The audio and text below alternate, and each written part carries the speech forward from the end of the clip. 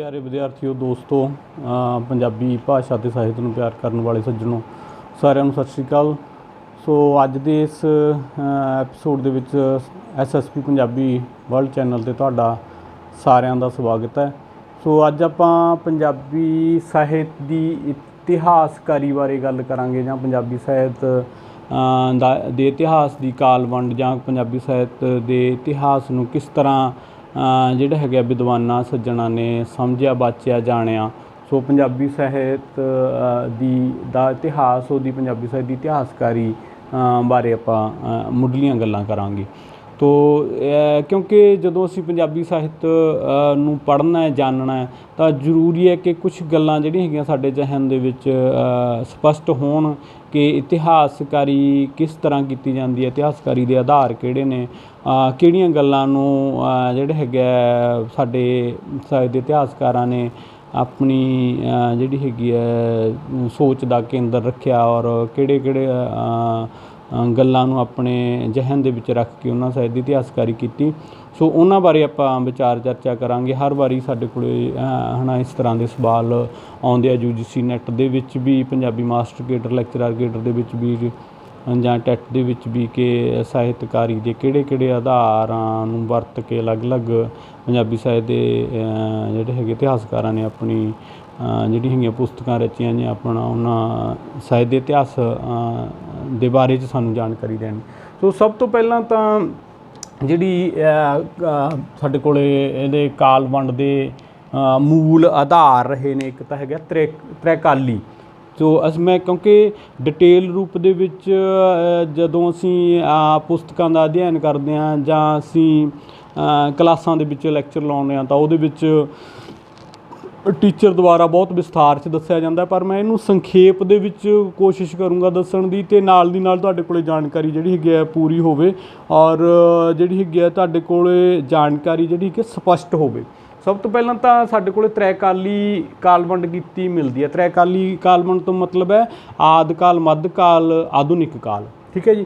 ਸੋ ਇਹ ਹਿੰਟ ਮਾਤਰ ਹੈ ਆਦਿ, ਮੱਧ ਅਤੇ ਆਧੁਨਿਕ ਕਾਲ। ਇਹ ਇਸ ਤਰ੍ਹਾਂ ਦੀ ਜਿਹੜੀ ਹੈਗੀ ਕਾਲਵੰਡ ਜਿਹੜੇ ਹੈਗੇ ਸਾਹਿਤ ਦੇ ਆਮ ਇਤਿਹਾਸਕਾਰਾਂ ਵੱਲੋਂ ਜਾਂ ਮੁੱਢਲੇ ਇਤਿਹਾਸਕਾਰਾਂ ਵੱਲੋਂ ਸਾਨੂੰ ਕਾਲਵੰਡ ਕੀਤੀ ਮਿਲਦੀ ਹੈ। ਉਹਨੂੰ ਤ੍ਰੈਕਾਲੀ ਕਾਲਵੰਡ ਕਹਿੰਦੇ ਆ। ਸੋ ਜਿਹੜੀ ਹੈ ਕੈਲੰਡਰ ਦੇ ਆਧਾਰ 'ਤੇ ਮਤਲਬ ਜਿਹੜੀ ਵੀ ਸਾਡੇ ਕੋਲ ਜਿਹੜੇ ਜਿਵੇਂ 850 ਈਸਵੀ 1850 ਇੱਦਾਂ ਦੇ ਈਸਵੀ ਜਦੋਂ ਪਾਈ ਹੋਈ ਆ ਉਹਨੂੰ ਅਸੀਂ ਕੈਲੰਡਰ ਵਾਲੀ ਕਾਲਵੰਡ ਕਹਿੰਦੇ ਹਾਂ ਜਾਂ ਕੈਲੰਡਰ ਆਧਾਰਿਤ ਸਾਹਿਤ ਦੀ ਇਤਿਹਾਸਕਾਰੀ ਕਹਿੰਦੇ ਹਾਂ। ਫਿਰ ਜਿਹੜਾ ਹੈਗਾ ਸਾਡੇ ਕੋਲ ਲੇਖਕ ਦੇ ਆਧਾਰ 'ਤੇ ਜਿਹੜੀ ਹੈਗੀ ਸਾਹਿਤ ਦੀ ਇਤਿਹਾਸਕਾਰੀ ਮਿਲਦੀ ਹੈ। ਜਿੱਦਾਂ ਸਾਡੇ ਕੋਲ ਨਾਨਕ, ਵਾਰਿਸ ਇੱਦਾਂ ਦੀ ਸਾਡੇ ਕੋਲ ਸਾਹਿਤ ਦੀ ਇਤਿਹਾਸਕਾਰੀ ਹੈ। ਕੋਈ ਲੇਖਕ ਵਿਸ਼ੇਸ਼ ਹੋਇਆ ਜਿਹਦਾ ਆਪਣੇ ਆਪ ਦੇ ਵਿੱਚ ਉਸ ਸਦੀ ਦੇ ਵਿੱਚ ਜਾਂ ਉਸ ਸਮੇਂ ਦੇ ਵਿੱਚ ਆਪਣੇ ਆਪ ਦੇ ਵਿੱਚ ਆਲਾ ਦਰਜੇ ਦਾ ਯੋਗਦਾਨ ਸੀਗਾ, ਉਸ ਯੋਗਦਾਨ ਦੇ ਆਧਾਰ 'ਤੇ ਆਪਾਂ ਜਿਹੜੇ ਹੈਗੇ ਸਾਹਿਤ ਦੇ ਇਤਿਹਾਸਕਾਰਾਂ ਨੇ ਜਾਂ ਸਾਹਿਤ ਦੀ ਇਤਿਹਾਸਕਾਰੀ ਕਰਨ ਵਾਲੇ ਸੱਜਣਾਂ ਨੇ ਜਿਹੜੀ ਹੈਗੀ ਹੈ ਕਾਲਵੰਡ ਕਰਨ ਦੀ ਕੋਸ਼ਿਸ਼ ਕੀਤੀ ਹੈ ਜਾਂ ਸਾਹਿਤ ਦੀ ਇਤਿਹਾਸਕਾਰੀ ਕਰਨ ਦੀ ਕੋਸ਼ਿਸ਼ ਕੀਤੀ ਹੈ। ਅਤੇ ਤੀਜੀ ਹੈਗੀ ਹੈ ਕੋਈ ਖਾਸ ਜਿਹੜਾ ਹੈਗਾ ਘਰਾਣਾ ਜਿੱਦਾਂ ਸਾਡੇ ਕੋਲ ਮੁਗਲ ਕਾਲ ਜਿਹਨੂੰ ਕਿਹਾ ਜਾਂਦਾ ਜਾਂ ਰਣਜੀਤ ਸਿੰਘ ਕਾਲ, ਮਹਾਰਾਜਾ ਰਣਜੀਤ ਸਿੰਘ ਕਾਲ। ਅਤੇ ਇਹ ਘਰਾਣੇ ਵਿਸ਼ੇਸ਼ ਨੂੰ ਕੋਈ ਘਰਾਣਾ ਵਿਸ਼ੇਸ਼ ਹੈ ਜਿਹੜਾ ਉਹ ਆਪਣੇ ਆਪ ਦੇ ਵਿੱਚ ਜਿਹੜਾ ਹੈਗਾ ਕੋਈ ਇਸ ਕਿਸਮ ਦੀ ਉਸ ਸਮੇਂ ਦੇ ਲੋਕਾਂ ਦੇ ਵਿੱਚ ਜਾਂ ਉਸ ਸਮੇਂ ਦੇ ਜਿਹੜੇ ਵਸਨੀਕ ਸੀਗੇ ਪੰਜਾਬ ਦੇ ਉਹਨਾਂ ਦੇ ਵਿੱਚ ਇੱਕ ਆਲਾ ਦਰਜੇ ਦਾ ਆਪਣਾ ਸਥਾਨ ਰੱਖਦਾ ਸੀਗਾ। ਉਸ ਦੇ ਆਧਾਰ 'ਤੇ ਆਪਾਂ ਸਾਹਿਤ ਦੇ ਇਤਿਹਾਸਕਾਰਾਂ ਨੇ ਕਾਲਵੰਡ ਕਰਨ ਦੀ ਕੋਸ਼ਿਸ਼ ਕੀਤੀ ਹੈ ਜਾਂ ਕਾਲਵੰਡ ਕੀਤੀ ਹੈ। ਅਤੇ ਅਗਲੀ ਜਿਹੜੀ ਹੈਗੀ ਸਾਡੇ ਕੋਲ ਹੈ ਪ੍ਰਵਿਰਤੀ ਦੇ ਆਧਾਰ 'ਤੇ। ਪ੍ਰਵਿਰਤੀ ਮਤਲਬ ਜਿੱਦਾਂ ਸਾਡੇ ਕੋਲ ਪ੍ਰਗਤੀਵਾਦੀ ਜਾਂ ਜਿੱਦਾਂ ਹੈਗਾ ਪ੍ਰਯੋਗਸ਼ੀਲ, ਇਸ ਦੇ ਆਧਾਰ 'ਤੇ ਵੀ ਜਿਹੜੀ ਹੈਗਾ ਕੁਛ ਸਾਹਿਤ ਦੇ ਇਤਿਹਾਸਕਾਰਾਂ ਨੇ ਜਾਂ ਸਾਹਿਤ ਦੇ ਜਿਹੜੇ ਵਿਗਿਆਨੀ ਨੇ ਸਾਹਿਤ ਦੀ ਇਤਿਹਾਸਕਾਰੀ ਕਰਨ ਵਾਲੇ ਉਹਨਾਂ ਨੇ ਪ੍ਰਵਿਰਤੀ ਦੇ ਆਧਾਰ 'ਤੇ ਵੀ ਸਾਹਿਤ ਦੀ ਇਤਿਹਾਸਕਾਰੀ ਕਰਨ ਦੀ ਕੋਸ਼ਿਸ਼ ਕੀਤੀ ਹੈ। ਪ੍ਰਵਿਰਤੀ ਦੇ ਆਧਾਰ 'ਤੇ ਵੀ ਸਾਹਿਤ ਦੀ ਇਤਿਹਾਸਕਾਰੀ ਕੀਤੀ ਗਈ ਹੈ। ਠੀਕ ਹੈ। ਨੈਕਸਟ ਹੈਗਾ ਸਾਡੇ ਕੋਲ ਸਾਹਿਤ ਰੂਪ ਜਿੱਦਾਂ ਸਾਡੇ ਕੋਲ ਕਿੱਸਾ ਜਾਂ ਜਿਹੜਾ ਹੈਗਾ ਵਾਰ ਸਾਹਿਤ ਜਾਂ ਜਿਹੜਾ ਹੈਗਾ ਜੋ ਹੈ ਹੈ ਨਾ ਗਜ਼ਲ ਸਾਹਿਤ ਇੱਦਾਂ ਦੇ ਆਧਾਰ 'ਤੇ ਜਿਹੜਾ ਵੀ ਸਾਹਿਤ ਰੂਪ ਉਸ ਸਮੇਂ ਦੇ ਵਿੱਚ ਵਧੇਰੇ ਰਚਿਆ ਗਿਆ ਜਾਂ ਵਧੇਰੇ ਮਾਨਤਾ ਹੈ ਨਾ ਦਿੱਤੀ ਗਈ ਪਾਠਕਾਂ ਵੱਲੋਂ ਜਾਂ ਲੇਖਕਾਂ ਵੱਲੋਂ ਵਧੇਰੇ ਆਧਾਰ ਬਣਾਇਆ ਗਿਆ, ਤਾਂ ਉਹ ਸਾਹਿਤ ਦੇ ਰੂਪ ਦੇ ਆਧਾਰ 'ਤੇ ਵੀ ਜਿਹੜੀ ਹੈਗੀ ਸਾਡੇ ਕੋਲੇ ਹੈ ਨਾ ਕਾਲ ਵੰਡ ਜਾਂ ਸਾਹਿਤ ਦੀ ਇਤਿਹਾਸਕਾਰੀ ਕਰਨ ਦੀ ਕੋਸ਼ਿਸ਼ ਕੀਤੀ ਗਈ ਹੈ।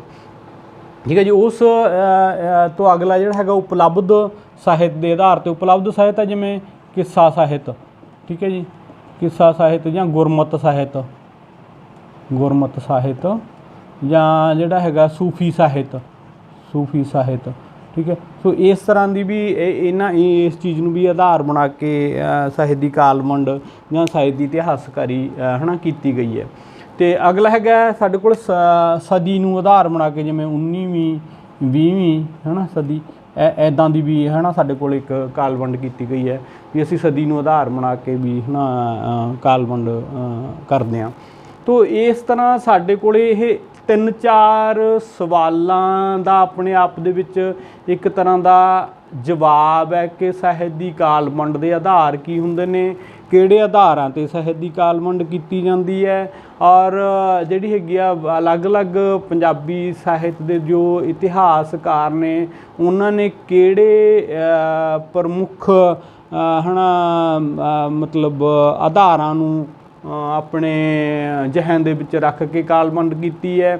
ਠੀਕ ਹੈ। ਸੋ ਇਹ ਸਾਰਾ ਕੁਛ ਜਿਹੜਾ ਹੈਗਾ ਸਾਹਿਤ ਦੀ ਜਾਂ ਸਾਹਿਤ ਦੀ ਇਤਿਹਾਸਕਾਰੀ ਕਿਵੇਂ ਕੀਤੀ ਜਾਂਦੀ ਹੈ ਜਾਂ ਸਾਹਿਤ ਦੀ ਇਤਿਹਾਸਕਾਰੀ ਕਰਨ ਦੇ ਢੰਗ ਕਿਹੜੇ ਨੇ, ਅਤੇ ਇਹ ਸਾਰੇ ਸਵਾਲਾਂ ਦਾ ਸਾਡੇ ਕੋਲੇ ਜਵਾਬ ਹੈ। ਜਾਂ ਜਦੋਂ ਅਸੀਂ ਸਾਹਿਤ ਦੀ ਇਤਿਹਾਸਕਾਰੀ ਨਾਲ ਸੰਬੰਧਿਤ ਮੈਟਰ ਪੜ੍ਹਾਂਗੇ ਜਾਂ ਸਾਹਿਤ ਦੀ ਇਤਿਹਾਸਕਾਰੀ ਨਾਲ ਸੰਬੰਧਿਤ ਅਧਿਐਨ ਕਰਾਂਗੇ ਤਾਂ ਉਸ ਅਧਿਐਨ ਦੇ ਵਿੱਚੋਂ ਸਾਡੇ ਜ਼ਿਹਨ ਦੇ ਵਿੱਚ ਆਹ ਗੱਲਾਂ ਲਾਜ਼ਮੀ ਹੋਣੀਆਂ ਚਾਹੀਦੀਆਂ ਨੇ ਅਧਿਐਨ ਕਰਨ ਲੱਗਿਆਂ।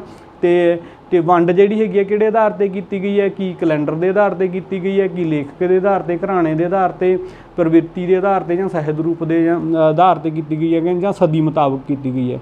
ਸੋ ਇਹ ਸਾਰਾ ਕੁਛ ਜਦੋਂ ਅਸੀਂ ਜਿਹੜੀ ਜਿਹੜੀ ਪ੍ਰਤੀਯੋਗੀ ਪ੍ਰੀਖਿਆਵਾਂ ਨੇ ਜਦੋਂ ਅਸੀਂ ਉਹਦੀ ਤਿਆਰੀ ਕਰਨੀ ਹੁੰਦੀ ਹੈ ਤਾਂ ਸਾਨੂੰ ਲਾਜ਼ਮੀ ਤੌਰ 'ਤੇ ਇਹਨਾਂ ਬਰੀਕੀਆਂ ਨੂੰ ਜਿਹੜਾ ਹੈਗਾ ਜਾਣਨ ਦਾ ਜਿਹੜਾ ਹੈਗਾ ਸਾਡੇ ਕੋਲੇ ਇੱਕ ਇਹਨਾਂ ਪ੍ਰਵਿਰਤੀਆਂ ਨੂੰ ਜਾਣਨ ਦੀ ਸਾਡੇ ਕੋਲੇ ਚੇਸਟਾ ਹੋਣੀ ਚਾਹੀਦੀ ਹੈ। ਤਾਂ ਇਹ ਚੀਜ਼ਾਂ ਜਿਹੜੀਆਂ ਹੈਗੀਆਂ ਅਸੀਂ ਜਿਹੜਾ ਹੈਗਾ ਸਿੱਧਾ ਹੀ ਪੜ੍ਹ ਲੈਂਦੇ ਹਾਂ ਜੀ, ਇਹ ਜਿਹੜਾ ਹੈਗਾ ਜੀ ਆਦਿਕਾਲ ਹੈ, ਮੱਧਕਾਲ ਹੈ ਜਾਂ 19ਵੀਂ ਸਦੀ ਦਾ 20ਵੀਂ ਸਦੀ ਦਾ। ਠੀਕ ਹੈ। ਸੋ ਜ਼ਿਹਨ ਦੇ ਰੂਪ ਦੇ ਵਿੱਚ ਇਹ ਗੱਲਾਂ ਰੱਖਣ ਦੀ ਲੋੜ ਹੁੰਦੀ ਹੈ ਕਿ ਆਹ ਚੀਜ਼ਾਂ ਵੱਖ-ਵੱਖ ਸਾਹਿਤ ਦੇ ਇਤਿਹਾਸਕਾਰਾਂ ਵੱਲੋਂ ਇਤਿਹਾਸਕਾਰੀ ਕਰਦਿਆਂ ਅਪਣਾਈਆਂ ਜਾਂਦੀਆਂ ਨੇ। ਫਲਾਣੇ ਸਾਹਿਤਕਾਰ ਨੇ ਇਸ ਚੀਜ਼ ਨੂੰ ਅਪਣਾਇਆ, ਦੂਜੇ ਨੇ ਇਸ ਨੂੰ, ਤੀਜੇ ਨੇ ਇਸ ਨੂੰ, ਚੌਥੇ ਨੇ ਇਸ ਨੂੰ। ਸੋ ਕੁਝ ਕੁ ਬਾਰੇ ਆਪਾਂ ਗੱਲ ਹੈ ਨਾ ਕਰਾਂਗੇ। ਜਿਵੇਂ ਸਾਡੇ ਕੋਲ ਬਾਬਾ ਬੁੱਧ ਸਿੰਘ ਹੈ। ਬਾਬਾ ਬੁੱਧ ਸਿੰਘ ਨੇ ਪਹਿਲੀ ਆਪਣੇ ਆਪ ਦੇ ਵਿੱਚ ਪੰਜਾਬੀ ਸਾਹਿਤ ਦੀ ਕਾਲ ਵੰਡ ਕੀਤੀ 1913 ਦੇ ਵਿੱਚ। ਇਹਨੂੰ ਜਿਹੜੀ ਹੈਗੀ ਅਸੀਂ ਹੈ ਨਾ ਜਦੋਂ ਗਹਿਨ ਅਧਿਐਨ ਕਰਦੇ ਹਾਂ ਤਾਂ ਅਸੀਂ ਕੁਛ ਗੱਲਾਂ ਜਿਹੜੀਆਂ ਹੈਗੀਆਂ ਛੱਡ ਦਿੰਦੇ ਹਾਂ, ਤਾਂ ਉਹ ਅਸੀਂ ਸਿੱਧਾ ਹੀ ਯਾਦ ਕਰ ਲੈਂਦੇ 1913 ਦੇ ਵਿੱਚ ਹੰਸਯੋਗ ਦੇ ਵਿੱਚ ਕਾਲ ਵੰਡ ਕੀਤੀ ਗਈ। ਅਤੇ ਜਿਹੜੀ ਹੈਗੀ ਪ੍ਰਮੁੱਖ ਕਾਲ ਵੰਡ ਜਿਹੜੀ ਹੈਗੀ ਇਹ ਤ੍ਰੈਕਾਲੀ ਹੈ। ਤ੍ਰੈਕਾਲੀ ਇਹ ਆਦ, ਮੱਧ ਅਤੇ ਅੰਤ,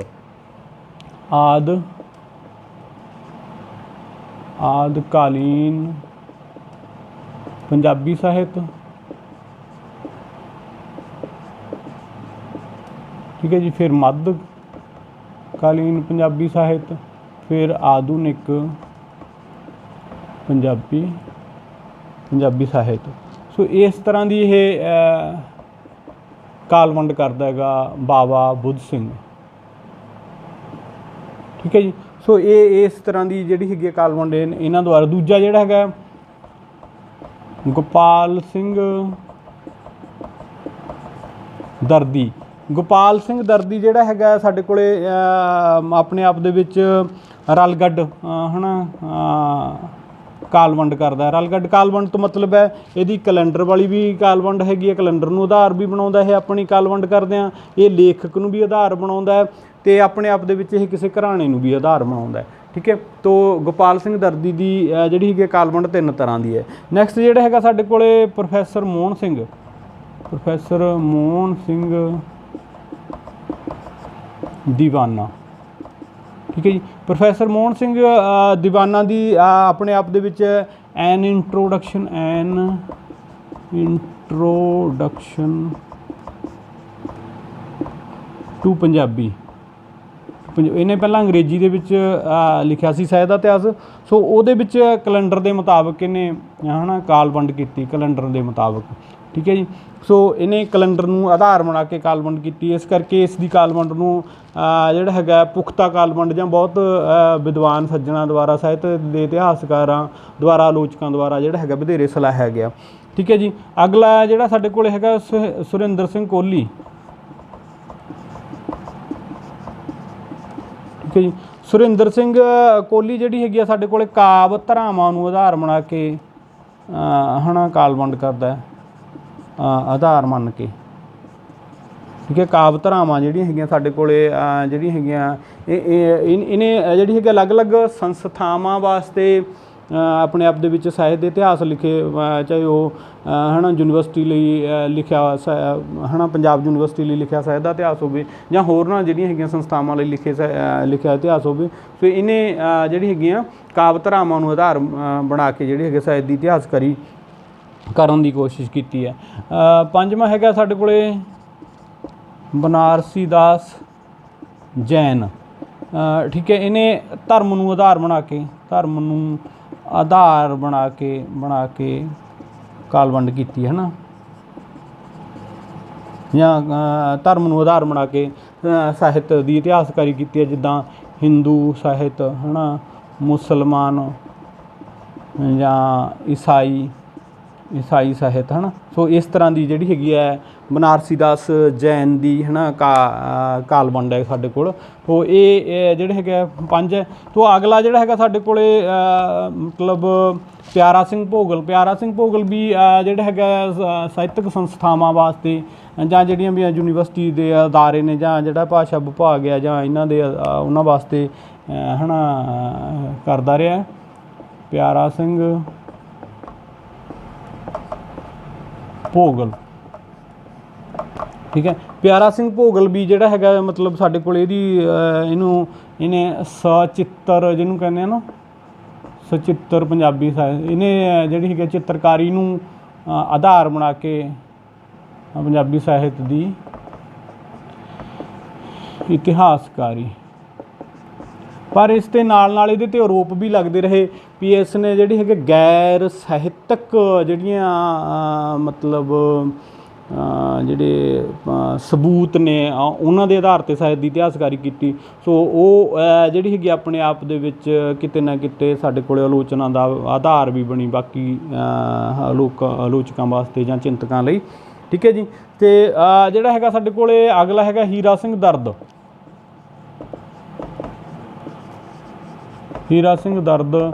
ਨੇ ਦੋ ਤਰ੍ਹਾਂ ਦੀ, ਇੱਕ 1954 ਦੇ ਵਿੱਚ ਅਤੇ ਦੂਜੀ ਹੈਗੀ 1999 ਦੇ ਵਿੱਚ ਇਹਨੇ ਸਾਹਿਤ ਦੀ ਇਤਿਹਾਸਕਾਰੀ ਕੀਤੀ, ਪਰ ਕੀਤੀ ਕੈਲੰਡਰ ਦੇ ਮੁਤਾਬਕ। ਠੀਕ ਹੈ। ਅਤੇ ਕਿਉਂਕਿ ਜਿਹੜੀ 54 ਵਾਲੀ ਇਤਿਹਾਸਕਾਰੀ ਸੀ ਉਹ ਬਹੁਤੀ ਪੁਖਤਾ ਨਹੀਂ ਸੀ, ਜਿਹੜੀ 99 ਦੇ ਵਿੱਚ ਸੀ ਉਹਨੂੰ ਜਿਹੜਾ ਹੈਗਾ ਸੁਧਾਰ ਕੀਤਾ ਅਤੇ ਕੈਲੰਡਰ ਦੇ ਮੁਤਾਬਕ ਕੀਤਾ। ਸੋ ਇਸ ਕਰਕੇ ਜਿਹੜੀ ਹੈਗੀ ਇਹ ਸਰਾਹੀ ਗਈ, ਜਾਂ ਇਸ ਕਰਕੇ ਇਸ ਨੂੰ ਮੰਨਿਆ ਗਿਆ ਵੀ ਚੰਗੀ ਸਾਹਿਤ ਦੀ ਇਤਿਹਾਸਕਾਰੀ ਹੈ। ਠੀਕ ਹੈ। ਨੈਕਸਟ ਜਿਹੜੀ ਹੈਗੀ ਹੈ ਸਾਡੇ ਕੋਲ ਵਿਦਵਾਨ ਹੈ ਜੀਤ ਸਿੰਘ ਸ਼ੀਤਲ।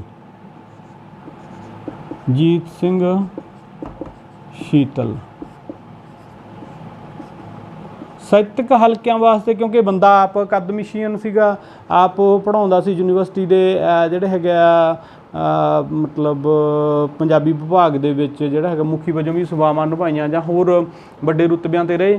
ਤੋ ਜਿਹੜੀ ਹੈਗੀ ਹੈ ਆਪ ਵਿਦਿਆਰਥੀਆਂ ਨਾਲ ਸਿੱਧਾ ਰਾਬਤਾ ਹੋਣ ਕਰਕੇ ਜੀਤ ਸਿੰਘ ਸ਼ੀਤਲ ਨੇ ਜਿਹੜੀ ਹੈਗੀ ਹੈ ਕਾਲਵੰਡ ਜਿਹੜੀ ਹੈਗੀ ਹੈ ਕੈਲੰਡਰ ਦੇ ਮੁਤਾਬਕ ਕੀਤੀ, ਜਿਹੜੀ ਹੈਗੀ ਹੈ ਸਮੇਂ ਦੇ ਮੁਤਾਬਕ ਜਿਹੜੀ ਹੈਗੀ ਕਾਲਵੰਡ ਕੀਤੀ ਹੈ। ਸਭ ਤੋਂ ਵੱਧ ਸਰਾਹੀ ਜਾਣ ਵਾਲੀ ਜਿਹੜੀ ਹੈਗੀ ਹੈ ਨਾ ਕਾਲਵੰਡ ਮਤਲਬ ਆਪਣੇ ਆਪ ਦੇ ਵਿੱਚ ਜੀਤ ਸਿੰਘ ਸ਼ੀਤਲ ਦੀ ਉਸ ਸਮੇਂ ਦੇ ਸਾਹਿਤਕ ਹਲਕਿਆਂ ਦੇ ਵਿੱਚ ਰਹੀ।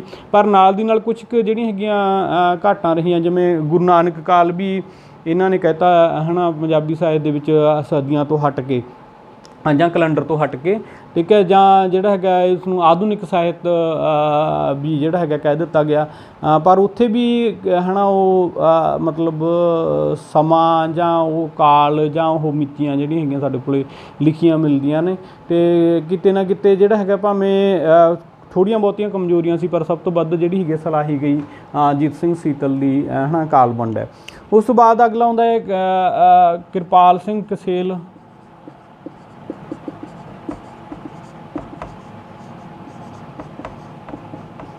ਗੋਬਿੰਦ ਸਿੰਘ ਲਾਂਬਾ,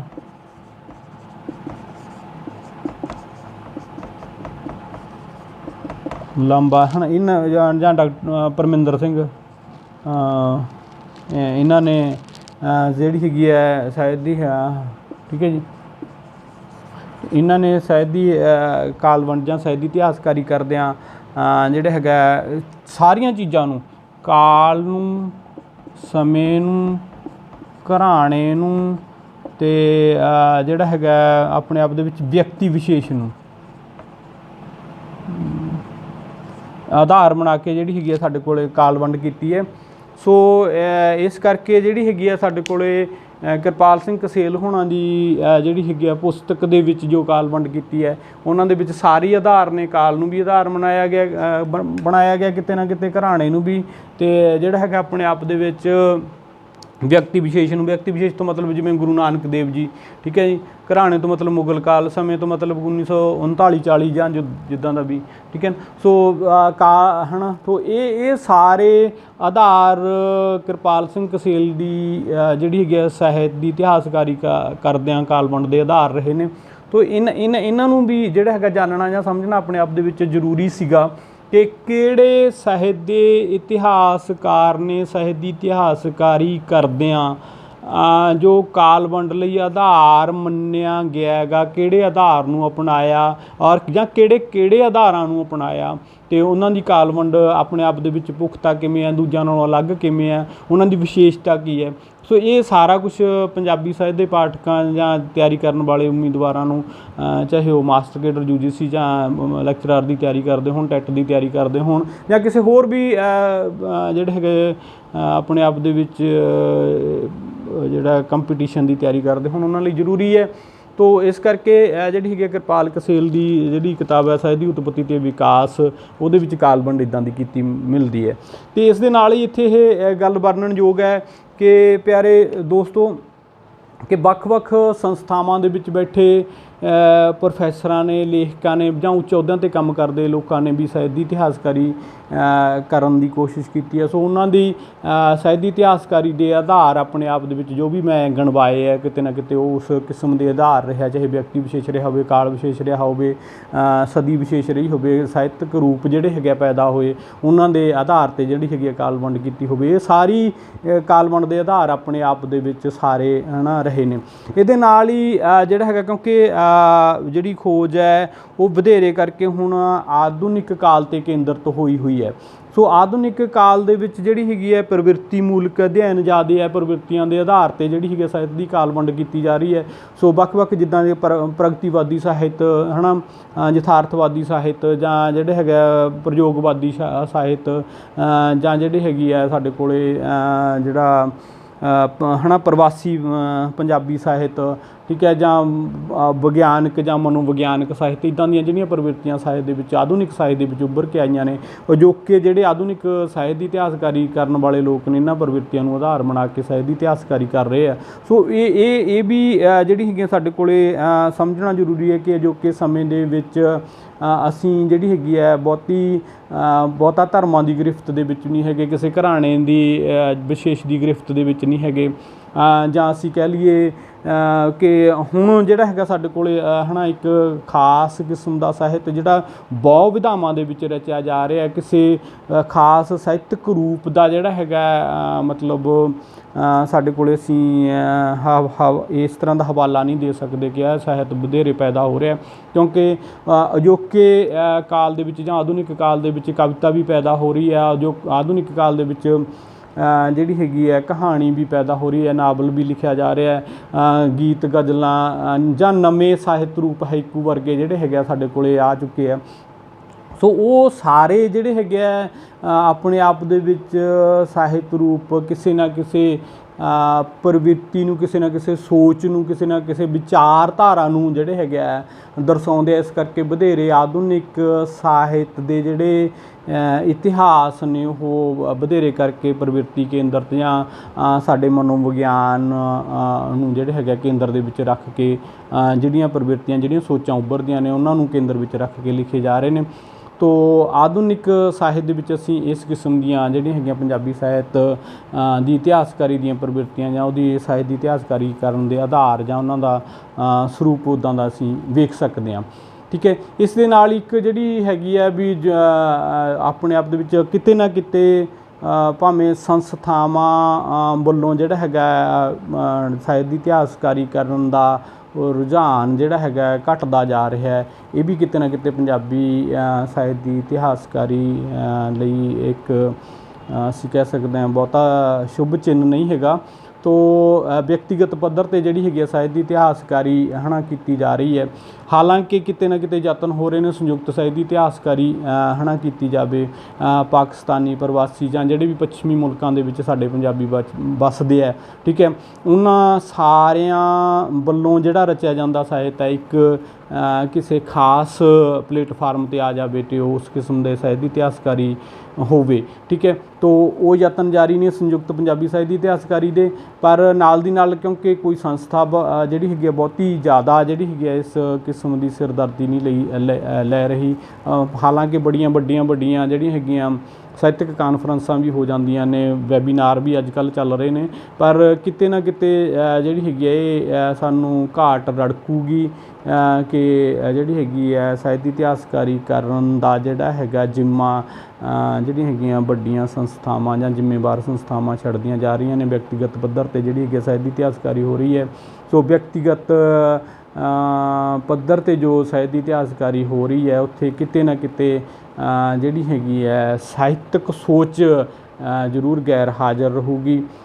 ਉੱਥੇ ਜਿਹੜੀ ਹੈਗੀ ਹੈ ਕਿਤੇ ਨਾ ਕਿਤੇ ਆਪਣੇ ਜਿਹੜੇ ਹੈਗੇ ਆ ਉਹ ਭਾਰੂ ਹੋ ਜਾਣਗੇ। ਅਤੇ ਪੰਜਾਬੀ ਸਾਹਿਤ ਅਕਾਦਮੀ ਦੇ ਜਿਹੜੀਆਂ ਨੂੰ ਨੀਲੀਆਂ ਪੁਸਤਕਾਂ ਕਿਹਾ ਜਾਂਦਾ ਹੈ, ਪੰਜਾਬੀ ਸਾਹਿਤ ਅਕਾਦਮੀ ਦਾ ਪਿਛਲੇ ਸਮੇਂ ਦਾ ਜਿਹੜਾ ਹੈਗਾ ਚੰਗਾ ਯਤਨ ਹੈ। ਸੋ ਉਹਨਾਂ ਨੇ ਵੀ ਪੰਜਾਬੀ ਸਾਹਿਤ ਦੇ ਜਿਹੜੇ ਅਲੱਗ-ਅਲੱਗ ਸਾਹਿਤਕ ਰੂਪ ਨੇ ਉਹਨਾਂ ਦੇ ਆਧਾਰ 'ਤੇ ਅਲੱਗ-ਅਲੱਗ ਰੂਪ ਦੇ ਵਿੱਚ ਵੋਲੀਅਮ ਦੇ ਵਿੱਚ ਅਲੱਗ-ਅਲੱਗ ਸੈਂਚੀ ਦੇ ਵਿੱਚ ਜਿੱਦਾਂ ਨਾਟਕ ਦਾ ਇਤਿਹਾਸ, ਕਵਿਤਾ ਦਾ ਇਤਿਹਾਸ ਜਾਂ ਜਿਹੜਾ ਹੈਗਾ ਵਾਰਤਕ ਦਾ ਇਤਿਹਾਸ, ਇਸ ਕਿਸਮ ਦੇ ਇਤਿਹਾਸ ਅਲੱਗ-ਅਲੱਗ ਤਰ੍ਹਾਂ ਦੇ ਵਿਦਵਾਨਾਂ ਤੋਂ ਲਿਖਵਾਉਣ ਦੀ ਜਿਹੜੀ ਹੈਗੀ ਹੈ ਇੱਕ ਖਾਸ ਤਰ੍ਹਾਂ ਦੀ ਕਵੈਦ ਤੋਰੀ ਹੈ। ਠੀਕ ਹੈ, ਉਹਦੇ ਵਿੱਚ ਪੰਜਾਬੀ ਅਕਾਦਮੀ ਨੂੰ ਜ਼ਰੂਰ ਜਿਹੜਾ ਹੈਗਾ ਬਣਦਾ ਉਹਨਾਂ ਦਾ ਜਿਹੜੇ ਹੈਗੇ ਸ਼ਾਬਾਸ਼ੀ ਦੇਣੀ ਬਣਦੀ ਹੈ ਜਾਂ ਅਕਾਦਮੀ ਦੇ ਯਤਨ ਸਲਾਹਤਾ ਯੋਗ ਨੇ। ਤੋ ਇਸ ਕਿਸਮ ਦੇ ਯਤਨ ਹੀ ਜਿਹੜੇ ਹੈਗੇ ਜੇ ਸੰਸਥਾਵਾਂ ਵੱਲੋਂ ਹੋਣਗੇ ਤਾਂ ਅਸੀਂ ਜਿਹੜੇ ਆਧੁਨਿਕ ਪੰਜਾਬੀ ਸਾਹਿਤ ਦੀ ਇਤਿਹਾਸਕਾਰੀ ਜਿਹੜੀ ਖਾਸ ਕਰ ਮੰਗ ਕਰ ਰਹੀ ਹੈ ਹੁਣ ਕਿ ਉਹ ਸੰਯੁਕਤ ਰੂਪ ਦੇ ਵਿੱਚ ਹੋਵੇ ਜਾਂ ਸੰਯੁਕਤ ਸਾਹਿਤ ਦੀ ਇਤਿਹਾਸਕਾਰੀ ਦੇ ਰੂਪ ਦੇ ਵਿੱਚ ਕੀਤੀ ਜਾਵੇ, ਤੋ ਉਹ ਸਾਨੂੰ ਜ਼ਰੂਰ ਕਿਤੇ ਨਾ ਕਿਤੇ ਹੋਰ ਜਿਹੜੀ ਹੈਗੀ ਹੈ ਪੁਖਤਾ ਜਾਣਕਾਰੀ ਉਪਲਬਧ ਕਰਵਾ ਸਕਦੀਆਂ ਨੇ। ਸੋ ਸੰਸਥਾਵਾਂ ਜਿਹੜੀਆਂ ਹੈਗੀਆਂ ਜ਼ਰੂਰ ਅੱਗੇ ਆਉਣੀਆਂ ਚਾਹੀਦੀਆਂ ਨੇ ਤਾਂ ਜੋ ਪੰਜਾਬੀ ਸਾਹਿਤ ਜੋ ਸਾਡਾ ਸਾਰਿਆਂ ਦਾ, ਠੀਕ ਹੈ, ਇੱਕ ਅਸੀਂ ਪੰਜਾਬੀ ਅਤੇ ਪੰਜਾਬੀਅਤ ਦਾ ਸੰਕਲਪ ਉਹਦੇ 'ਚ ਉੱਭਰਦਾ ਹੋਵੇ ਅਤੇ ਉਸ ਨੂੰ ਅਸੀਂ ਜਿਹੜਾ ਹੈਗਾ ਜਾਣੀਏ, ਸਮਝੀਏ ਅਤੇ ਆਉਣ ਵਾਲੀਆਂ ਪੀੜ੍ਹੀਆਂ ਜਿਹੜੀਆਂ ਹੈਗੀਆਂ ਉਸ ਨੂੰ ਇੱਕ ਧਰੋਹਰ ਵਜੋਂ ਵੇਖਣ। ਸੋ ਤੁਹਾਡਾ ਸਾਰਿਆਂ ਦਾ ਧੰਨਵਾਦ। ਸੋ ਇੱਕ ਵਾਰੀ ਫਿਰ ਇਸ ਚੈਨਲ ਨੂੰ ਸਬਸਕ੍ਰਾਈਬ ਕਰੋ। ਸੋ SSP ਪੰਜਾਬੀ ਵਰਲਡ ਚੈਨਲ ਨੂੰ ਸਬਸਕ੍ਰਾਈਬ ਕਰੋ, ਆਪਣੇ ਦੋਸਤਾਂ ਮਿੱਤਰਾਂ ਨਾਲ ਸ਼ੇਅਰ ਕਰੋ, ਆਪਣੇ ਨਾਲ ਦੇ ਦੋਸਤਾਂ ਮਿੱਤਰਾਂ ਨੂੰ ਦੱਸੋ। ਬਹੁਤ ਬਹੁਤ ਧੰਨਵਾਦ। Thank you.